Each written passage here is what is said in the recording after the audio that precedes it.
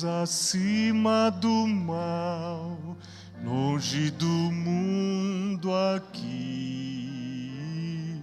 Tira de mim o que vai passar, quero tua mente ter. Esta é minha oração, livra de todo mal. Nada no mundo quero ter, só teu serei afinal. Só as mulheres.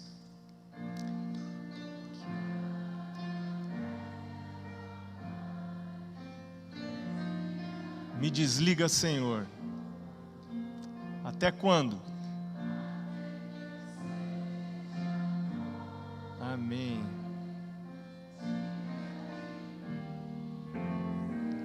Todos. Esta é minha oração, livra de todo mal. Nada no mundo quero ter, só teu serei afinal. Os homens agora. Ao sacrifício guia-me, quero ser rico em ti. Essa é a verdadeira riqueza, né? E da cobiça afasta-me, pra só enxergar-te a ti. Esta é minha oração. Todos. Livra de todo mal. Nada no mundo quero ter, só teu serei afinal. Todo mundo.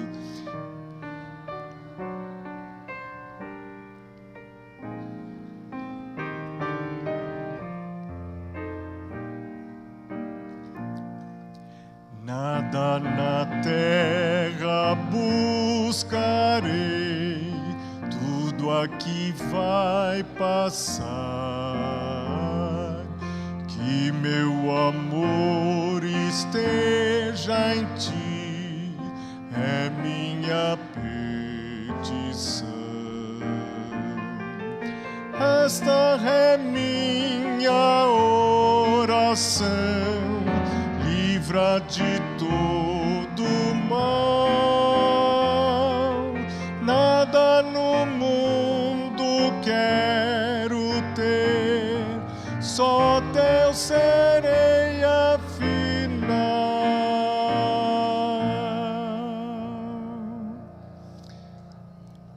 Nós vamos hoje para o livro de Jó. Nós não vamos nos deter muito no sofrimento de Jó, mas nós vamos nos deter na vida de Jó, na ligação desse homem com Deus. Esse homem tem sido para mim uma inspiração. Cada vez que eu estudo o livro de Jó, eu me sinto tocado pela vida e o testemunho da vida desse homem. Jó capítulo 1, começando o verso 1. Havia um homem na terra de Uz, cujo nome era Jó. Mas a gente esqueceu uma coisa: orar de novo. Não faz mal a oração, né? Especialmente antes da gente abrir a palavra de Deus. Então, vamos orar. Senhor Deus, é com reverência que nós abrimos a Bíblia. Ela é a palavra do Senhor. Ela é a luz para o nosso caminho. Ela é a lâmpada para os nossos pés. Ela é como espada de dois gumes, apta para discernir os pensamentos e as intenções do coração. Ela nos educa no caminho da justiça. Ela nos revela a lei do Senhor, que é perfeita, é santa, é pura. Nós não somos.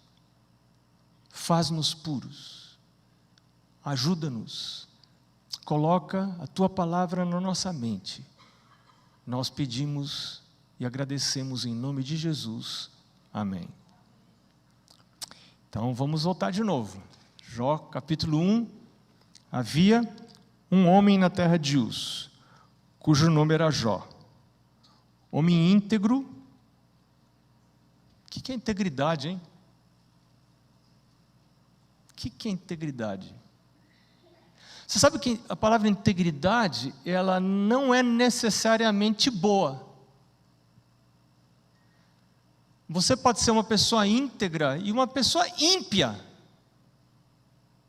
Mas você é ímpio no claro e no escuro. Aí você é íntegro, é integridade na impiedade. Você é o que é. Eu vejo a integridade como o oposto de duplicidade. Tem gente que está na igreja, no claro, no escuro está em outro lugar. Essa é uma das principais razões pelas quais nossos filhos se afastam de Deus. De alguma maneira nossos filhos percebem, não é a única razão pelas quais nossos filhos se afastam de Deus.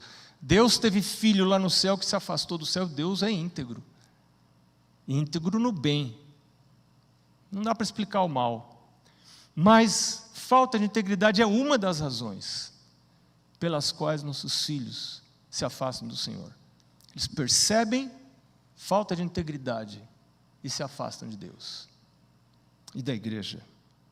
Homem íntegro, reto, temente a Deus e que se desviava do mal. Você sabe o que é temer a Deus? Eu quero ler com você alguns textos que me impressionam sobre temer a Deus. O primeiro deles está no Salmo, a gente volta aqui para Jó, vamos agora ali para o Salmo, é o livro seguinte, né? Salmo 112. Salmo 112 explica o que é temer ao Senhor. E diz assim: bem-aventurado o homem, no sentido genérico, obviamente, o homem, a pessoa, o ser, que teme ao Senhor. E aí, a linha seguinte, já é o começo da explicação. Que se compraz nos seus mandamentos. Não está dizendo guarda os mandamentos. Aí seria fácil. Mas está dizendo que a pessoa que teme ao Senhor tem prazer nos mandamentos de Deus. E isso é impossível. Eu sei que tem gente que não gosta de jiló. Eu gosto de jiló. Eu gosto de quiabo, gosto de jiló, todas essas coisas. Também magro, se não ficar gostando de coisa, morre, né? Tem que gostar de tudo para sobreviver. Então eu gosto de todas essas coisas, né? Mas tem gente que não gosta de jiló. Não adianta, se você não gosta de jiló, não adianta você dizer, a partir de hoje eu vou gostar. Nossa, a quem que você está enganando? Você pode até comer jiló. Não, a partir de hoje eu vou comer, isso é outra história. Mas gostar é diferente.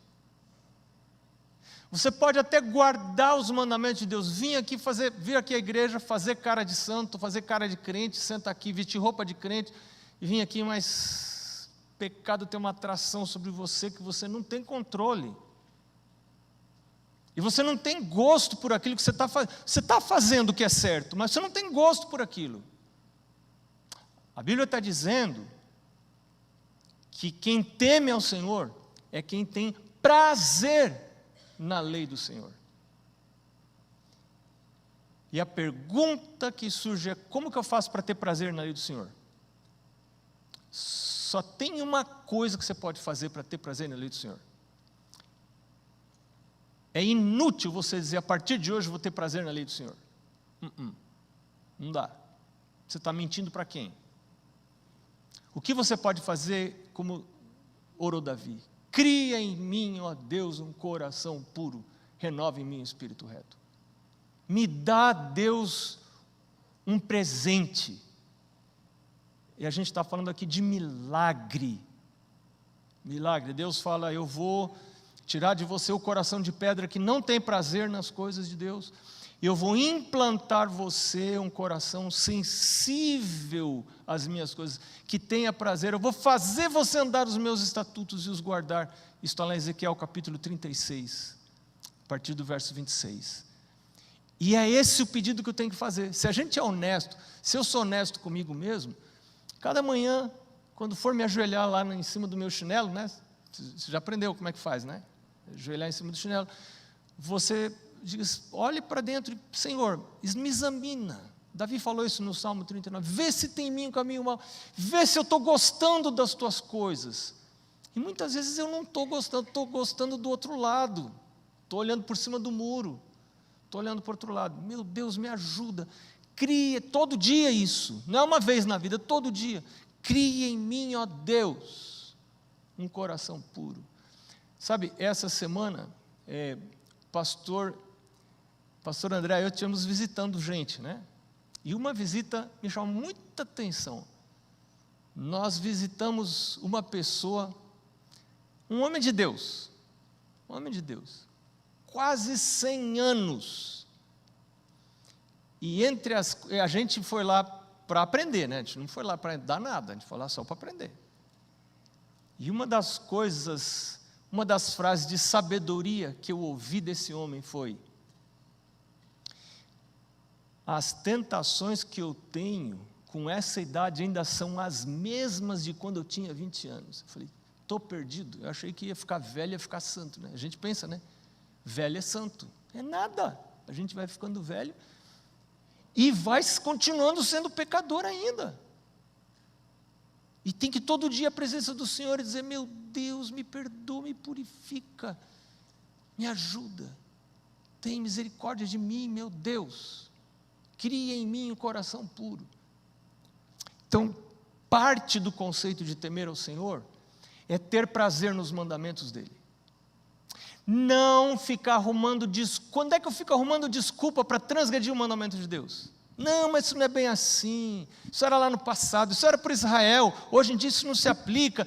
É quando eu não temo ao Senhor. Eu quero arrumar um jeitinho de eu não obedecer como está escrito. Então é sinal que eu não temo ao Senhor. Eu quero ir para o céu à minha maneira, não à maneira de Deus. Eu quero ganhar esse mundo, não quero sacrificar nada dessa terra, e ainda imagino ganhar a vida eterna. Não é possível isso. Não dá para a gente entrar na vida eterna sem sacrificar essa vida. A gente não entra na outra vida sem morrer para essa. Ontem a gente estava falando um pouco de questão de suicídio, né? A gente fala pouco sobre isso. E eu estava pensando assim, a pessoa que toma a decisão de suicídio, ela está acabando completamente a vida. Por que não acaba com a vida e continua vivo? Acaba com a sua vida e continua vivo. Entrega para Jesus. É morrer. Isso é morrer. Paulo falou, eu estou crucificado com Cristo. Você quer morrer? Mas morre. Deus, mata o meu eu. Paulo diz, quando Cristo foi crucificado, eu fui crucificado junto com Ele. Então, fala, Senhor, eu estou querendo morrer. Jesus fala, vem comigo. Vem para a cruz comigo. Toma a tua cruz. Quem quiser vir após mim, tome a sua cruz, negue-se a si mesmo, é morrer, e siga-me. Outro texto que fala sobre temer ao Senhor, Salmos tem tanta instrução, né? Salmo 103, não é tanto definição, mas é uma curiosidade, aqui no verso 11 diz assim, pois quanto o céu se alteia acima da terra, assim é grande a sua misericórdia para com os que o temem. Espera um pouquinho, isso aqui está falando da misericórdia de Deus, mas essa misericórdia é qualificada, essa misericórdia, ela é dirigida a um grupo de pessoas. A grande misericórdia de Deus diz aqui, é para quem? Para que os que o temem. Quem são os que temem a Deus? São os que têm prazer nos mandamentos de Deus. Quem é que tem prazer nos mandamentos de Deus? Ninguém. Eu não tenho, naturalmente, prazer nos mandamentos de Deus. Mas isso tem solução. Como é que a gente resolve isso? É fácil, a solução é fácil. Jesus fez ser fácil. Qual a solução? Você confessa, fala, meu Deus, eu não tenho nada de prazer nas tuas coisas, eu não tenho prazer em orar, não tenho prazer em ler a Bíblia, eu não tenho prazer em Santa Ceia. Sexta-feira tem Santa Ceia, né, pastor? Eu não tenho prazer em nada, em fazer trabalho missionário, eu não tenho prazer em dar estudo bíblico, não tenho prazer em vigília, não tenho prazer em estudar lição, não tenho prazer em fazer culto em casa, não tenho prazer em nada dessas coisas.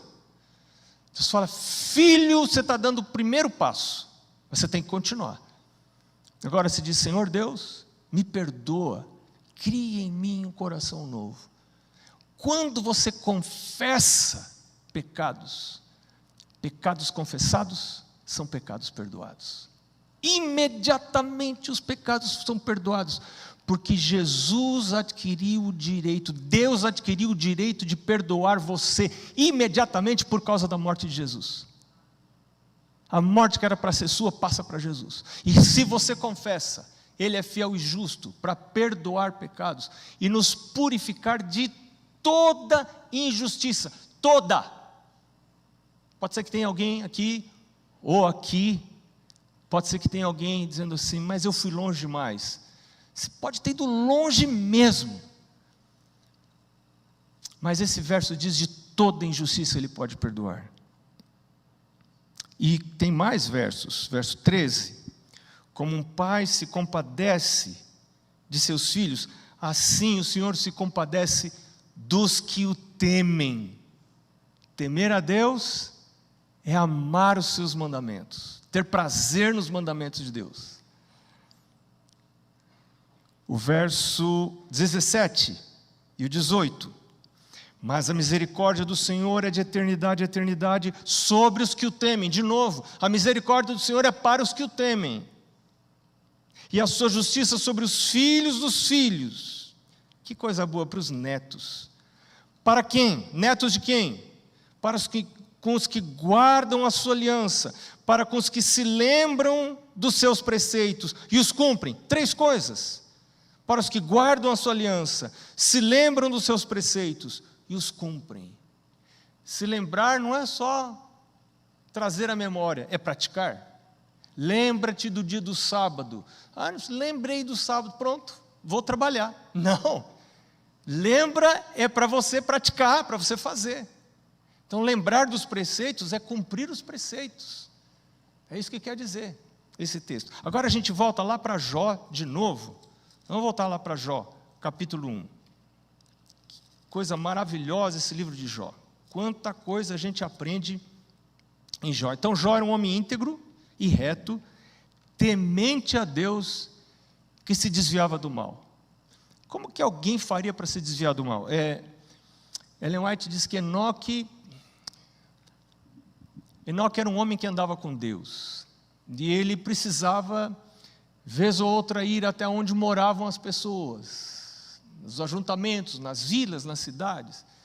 E ele via aquela impiedade ali, o seu coração ficava apertado, e ele não conseguia suportar aquilo, e ele voltava a viver onde ele morava, retirado, para não se contaminar. E como que sou eu?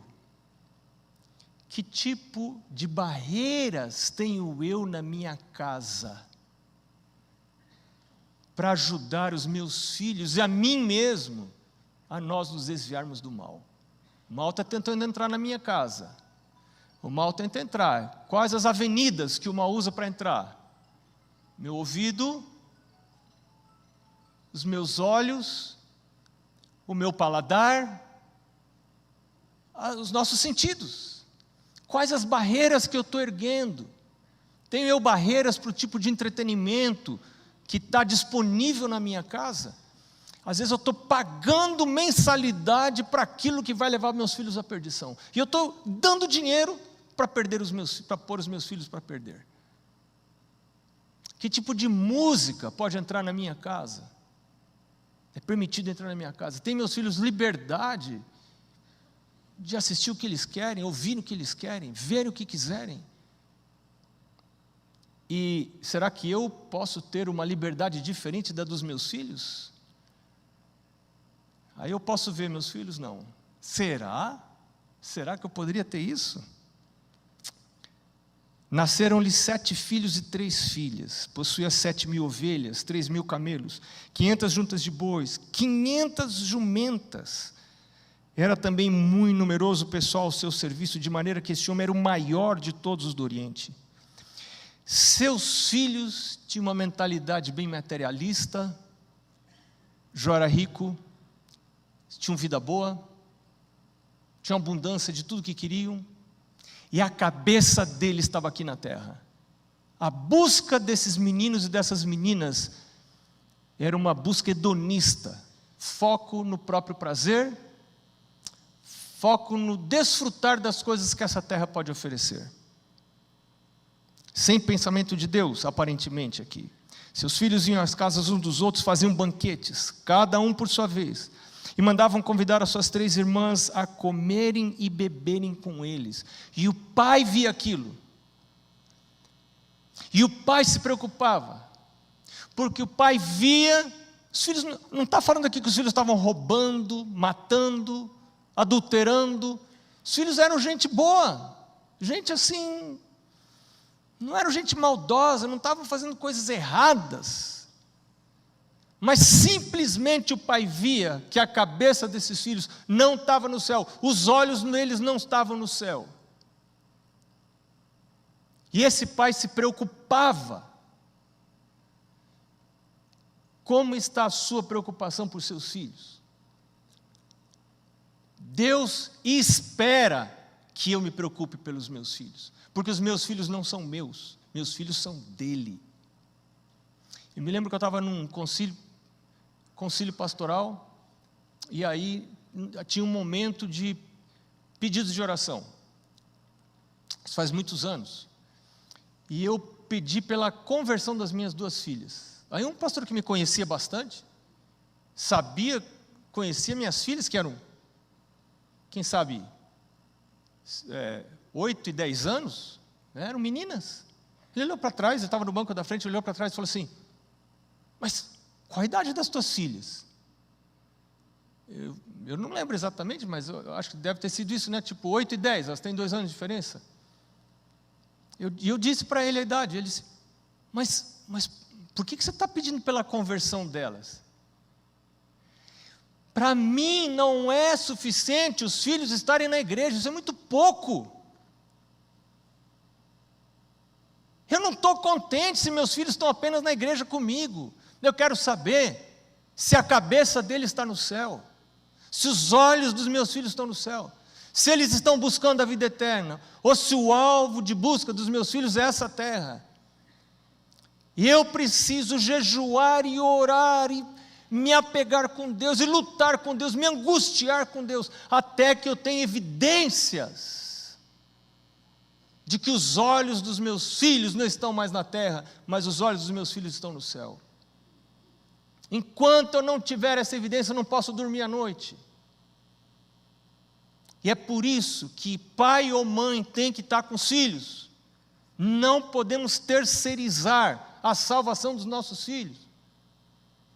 E Deus vai nos sustentar.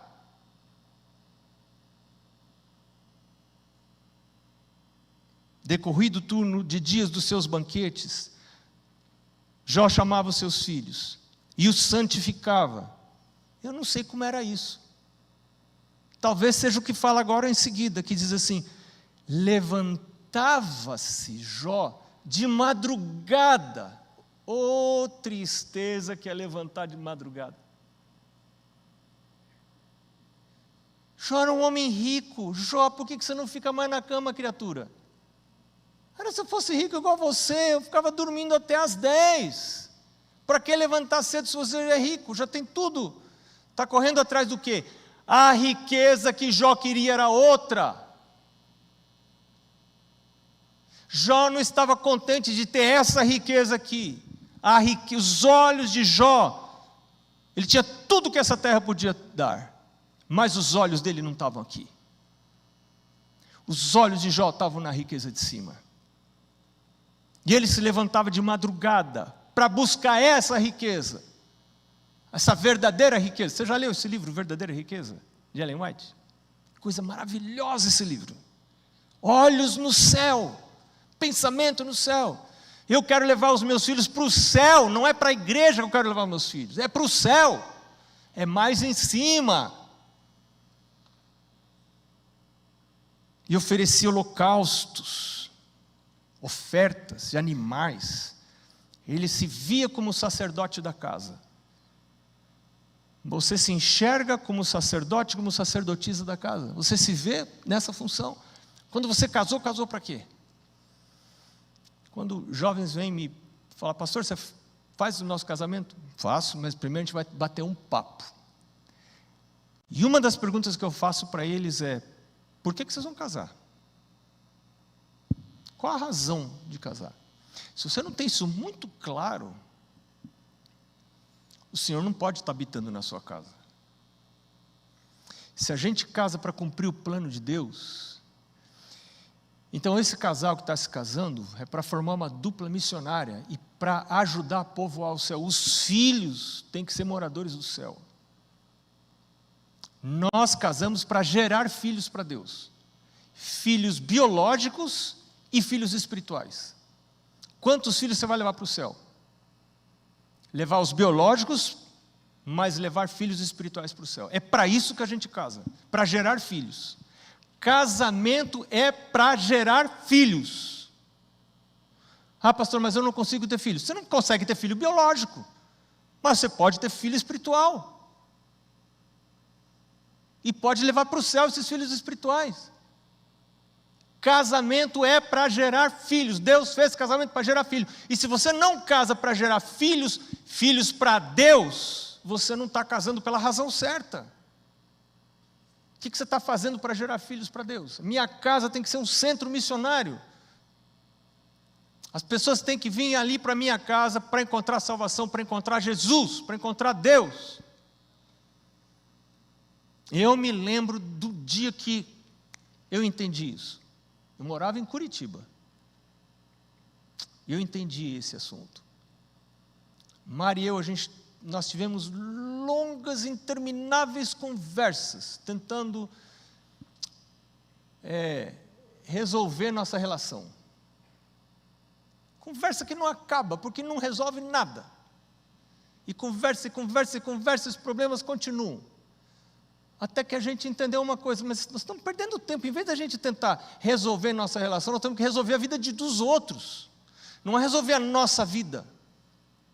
É só um egoísmo, né? Um tipo de egoísmo. O cara tentando resolver a nossa relação e não resolve, e fica nesse círculo vicioso. Sai disso e vai, juntam-se os dois, forma uma dupla missionária e vão tentar resolver a vida dos outros. Fazer trabalho missionário, dar estudo bíblico. Experimenta fazer isso para você ver a mudança que isso vai ocasionar na sua relação. Você começa a desenvolver um tipo de amor diferente, que vai afetar a sua própria relação. Um amor altruísta. Quem sabe que a gente está precisando de um cruzeiro. Não está errado fazer, não estou dizendo que está errado fazer cruzeiro.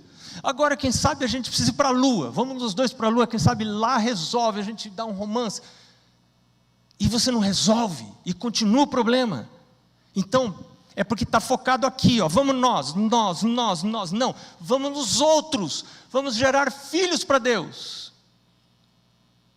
E isso é amor, isso é altruísmo, é o oposto do egoísmo. Pensar nos outros, investir na salvação dos outros. Investimento emocional, investimento de tempo, investimento de dinheiro na salvação dos outros. Para isso que a gente se casa, para isso que a gente trabalha, para isso que a gente tem emprego. É para gerar filhos para Deus. Deus me dá emprego, Deus me dá casa para eu gerar filhos para Deus. Jó se levantava de madrugada, oferecia holocaustos, segundo o número de todos eles, pois dizia: talvez tenham pecado os meus filhos e blasfemado contra Deus em seu coração. Eu imagino, né? Eu imagino que meus filhos não estão assim, muito bonitinhos na foto. Assim fazia Jó continuamente. Eu creio que isso aqui é uma alusão ao culto familiar. Fazer o culto com os meus filhos, todo dia. Gente, eu acredito que essa é uma das coisas mais difíceis de implementar na vida de uma família. O resto tudo é fácil. Porque é algo que você faz para o resto da vida. Culto familiar. E se você não tem essa tenacidade de Jó, essa firmeza de propósito, essa visão de eternidade, olhos no céu, você vai deixar que as distrações dessa terra removam de você a bênção de fazer o culto familiar.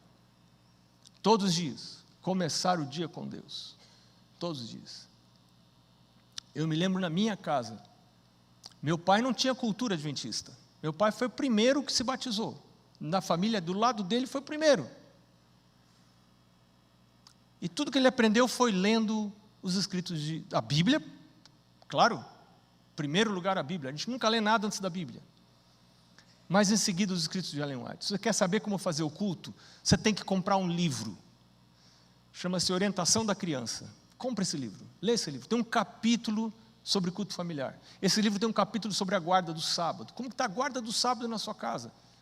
Como que você guarda o sábado? Eu acho que... Não é como acha. Lê, estuda lá, leia lá. Está escrito, Deus fala como é para fazer. Ali a gente tem toda a orientação. O livro Orientação da Criança, na verdade, não é para orientar a criança, é para orientar os pais da criança. Leia esse livro. Leia esse livro. Extremamente importante. Assim fazia Jó continuamente. E aí você conhece a história de Jó. Como Deus conversa e chega Satanás para conversar com Deus. E como a vida de Jó repentinamente muda do dia para a noite, né? Porque era uma vida boa que ele tinha e de repente acaba, as trevas aparecem, a escuridão vem. E aí vem a mulher de Jó, capítulo 2, verso 19. Ele disse: ainda conservas a tua integridade? Amaldiçoa Deus e morre. Xinga Deus, Jó. Xinga Deus e morre. Você andava com Deus, você fazia tudo corretamente. E olha agora o que está acontecendo na sua vida. Tem gente que pensa que se você temer a Deus, você não vai ficar doente, você vai ter sempre emprego. Se você for fiel a Deus, se você devolver o dízimo, você vai sempre ter emprego, nunca vai ser mandado embora, nunca bate o carro, nunca roubam nada de você, você nunca perde nada. Mas isso não é bíblico. Olha o caso de Jó. Nós não entendemos tudo que está por trás da cortina que separa o visível do invisível. Lá por trás está o grande conflito.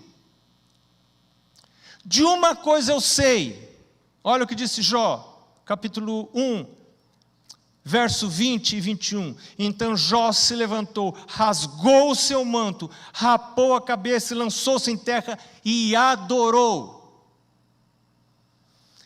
Eu conheço um pastor que recebeu a notícia, amigo do meu pai, recebeu a notícia da morte, minutos antes da morte de um filho, que estava andando de moto e se chocou com um carro. Esse filho morreu. E alguns pastores amigos dele vieram se juntar e vieram a casa para comunicar. Apertaram a campainha, a porta se abriu. Quando você vê aquela comitiva chegando na sua casa, e com certeza a cara dos visitantes já não estava assim, aquela cara mais linda, né? De cumprimento, não era aniversário de ninguém estava trazendo o bolo. Ele já percebeu que alguma coisa boa não vinha. Então entrou aquela comitiva e falou para ele: olha, muita tristeza. Ele escutou, não falou uma palavra. Virou as costas, se dirigiu até o sofá, dobrou os joelhos e ficou ali. Por talvez uns 30 minutos, ajoelhado, sem falar uma palavra. Como agiu Jó? Adorou e disse: nu saí do ventre de minha mãe, nu voltarei. O Senhor o deu e o Senhor o tomou. Bendito seja o nome do Senhor. Como que eu reajo quando coisas ruins me acontecem? E eu tenho procurado andar na integridade. Tenho procurado andar com Deus. Confio em Deus. Confiar no Senhor quando tudo vai bem é muito fácil. Você não precisa ter fé. Você já deve ter ouvido contar, e eu vou contar de novo, porque essa história é uma lição para mim. Aqui perto ali da padaria Elaine, morava esse irmão que foi um dos meus pais na fé, irmão Antônio Fragoso. E um dia uma irmã perguntou para ele: irmão Antônio, como é que vai sua fé? De brincadeira, assim, no final do culto, né? A irmã era um homem assim, de muita fé, né? Como é que vai sua fé? Ele olhou para ela e falou: não sei. Aí todo mundo parou para olhar, né? E ela daí disse: mas como é que o senhor não sabe como vai sua fé? Ele disse: claro que eu não sei. Eu tenho dinheiro, eu tenho saúde, está tudo bem com a minha casa, tudo bem com a minha família. Como é que eu vou saber como vai a minha fé? Não dá para saber como vai a sua fé quando tudo está bem. Isso não é fé.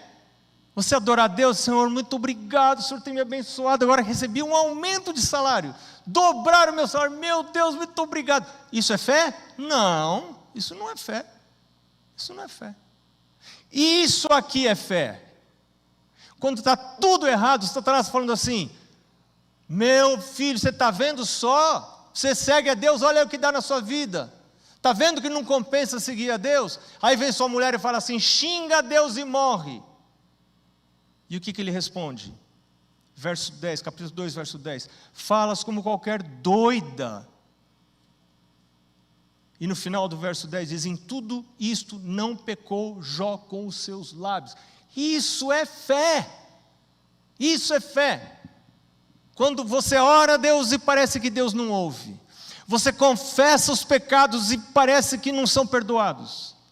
Você sente que os pecados não foram perdoados. Ei, mas a Bíblia fala que são perdoados. Mas você confessa e não sente que foram perdoados. Em quem que você vai confiar? Na Bíblia ou na sua cabeça? Quando você não sente que foi perdoado, mas você crê no perdão de Deus, você está fazendo da Bíblia maior que a sua cabeça. E isso é fé, e nós somos justificados pela fé. Quando a gente tem fé, Deus fala: aí está um justo, aí está uma justa. E eu quero convidar você para a gente ir para o capítulo 19. Que coisa maravilhosa que esse homem diz. Tem muita coisa interessante na história de Jó. Lá no capítulo 31 ele fala assim: meu Deus, olha, fica aqui no 19, só vou citar o 31. Meu Deus, olha, se por acaso meus olhos pousaram numa donzela, se eu fiquei olhando para uma outra mulher, meu Deus, eu fiz uma aliança com os meus olhos, como pois eu os pousaria numa outra mulher? Você tem feito essa aliança com os seus olhos, né? Oh meu Deus, me ajuda, meu Deus.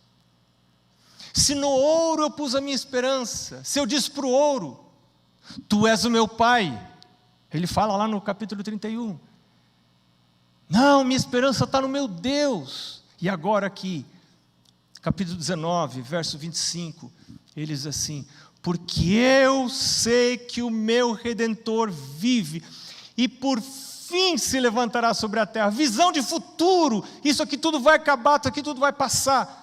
Pode ser que eu não sare, pode ser que a minha vida não seja restaurada, porque ele estava todo cheio de feridas, tinha perdido tudo, perdido amigos, pode ser que não mude isso aqui nessa terra, mas os meus olhos estão lá em cima, eu tenho visão de eternidade, e em certo lugar ele diz: ainda que ele me mate, nele eu confiarei. A minha confiança em Deus é absoluta, Jó. E então, verso 25, porque eu sei que o meu Redentor vive, e por fim se levantará sobre a terra. Depois, revestido este meu corpo da minha pele. Está falando de quê aqui, Jó? Ressurreição. Ressurreição. Quem crê na ressurreição vai ter medo de quê? Você vê os primeiros cristãos, não tinham medo de nada. Nós vamos matar você. Eu já estou morto. Eu já estou crucificado com Cristo. E eu estou com meus olhos lá no outro lado. Eu sei que tem ressurreição. Uma das minhas filhas estava me contando essa semana passada, que ela leu um livro sobre mártires, histórias de mártires. E uma dessas histórias a impressionou. A história de uma criança de 7 anos que foi martirizada. E aqueles que estavam martirizando a criança diziam: você renega a sua fé? E a mãe estava do lado: fica firme, você vai ter ressurreição, fica firme, não negue a sua fé. A mãe! E eu disse para minha filha assim: filha, a não ser que a gente crie os filhos para serem mártires, nós vamos perder os nossos filhos. Nós temos que criar os nossos filhos para morrerem, para estarem crucificados com Cristo. E agora nós estamos chegando no tempo do fim. Nossos filhos precisam ser criados para serem mártires. E se um dia chegar o momento dos nossos filhos serem martirizados, a gente vai dizer: vá em frente, filho, vá em frente, filha. Se um dia um filho seu for chamado para ser missionário lá do outro lado do mundo, você nunca mais veja, vá em frente, filho. Um dia dediquei você, um dia levei você lá na igreja, eu dediquei você para servir o Senhor, para entregar a sua vida para o Senhor. Para isso tem dedicação de crianças, apresentação de criança aqui à frente. É a dedicação dos pais dizendo: eu vou educar meus filhos para serem mártires, para morrerem por Jesus, morrerem pelo Evangelho. E Jó diz no verso 27, vê-lo-ei por mim mesmo, os meus olhos o verão, e não outros, de saudade desfalece o meu coração dentro de mim. Uma última coisa me chama a atenção na vida de Jó, várias outras coisas, mas uma última eu vou compartilhar com vocês. Quando é que a vida de Jó é restaurada? Jó não tinha esperança da restauração da vida, mas os amigos estavam dizendo coisas horríveis a respeito dele. E então, e a gente encontra isso lá no final do livro de Jó, no último capítulo 42. Deus diz para Jó: Jó, minha ira se acendeu contra os teus amigos. Agora, Jó, você está todo arrebentado, teus amigos acusando. Jó, ora por eles, para que eu perdoe eles. Escuta isso. Escuta, sua vida está igual a vida de Jó, toda arrebentada. Deus fala para você: para de olhar para você e olha para outros. Ora por outros, Jó. E o verso 10 do capítulo 42 assim: mudou o Senhor a sorte de Jó quando este orava pelos seus amigos, e o Senhor deu-lhe o dobro de tudo que antes possuía. Quando é que a sorte de Jó mudou? Quando ele se ajoelhou e disse: meu Deus, me dá riqueza de novo, Senhor, meu Deus, eu perdi tudo, Senhor Deus, me dá de novo, me dá filhos, me dá riqueza, eu quero ficar... Não! Quando Jó ganhou tudo de novo? Quando ele começou a orar pelos outros. Deus perdoa, todo arrebentado, todo cheio de ferida, todo doente, todo ruim. Mas ele começou a orar por outros. Deus restaurou a sorte de Jó. Vamos orar? Senhor Deus, recebemos um chamado da tua parte. Um chamado para tirarmos os olhos de nós mesmos, para tirarmos os olhos desta terra e colocarmos os olhos no céu, onde Cristo está à destra do Pai. Pensar nas coisas do alto. Recebemos um chamado para gerar filhos para Deus, para o Senhor. Recebemos um chamado para dedicar a nossa casa, nosso casamento ao Senhor. Recebemos um chamado para criar filhos para o martírio, para morrerem com Cristo, serem crucificados com Cristo. Senhor Jesus, abençoa a nossa casa, abençoa os casamentos dos teus filhos, e abençoa os filhos dos teus filhos. Eu oro agora por pais que estão angustiados pela vida dos filhos. Eu oro pelos pais que não estão angustiados, mas deveriam estar angustiados. Eu oro mais por estes, Senhor. Dá a eles um coração cheio de amor pela vida eterna dos filhos. Nós pedimos e agradecemos em nome de Jesus. Amém.